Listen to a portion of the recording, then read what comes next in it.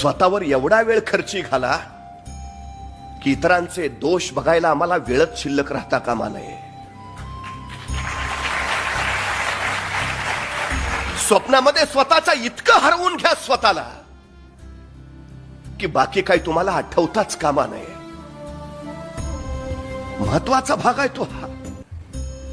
जिंकणं दोन प्रकारचं असतं,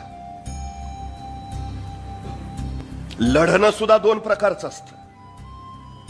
माणसं दोन गोष्टीसाठी लढतात, एक जिंकण्याच्या ईर्षेनं आणि दुसरं पराभव टाळण्याच्या भावनेनं.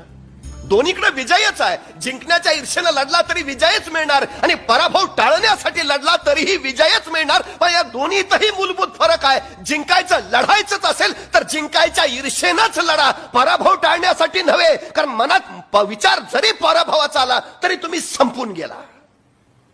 शब्द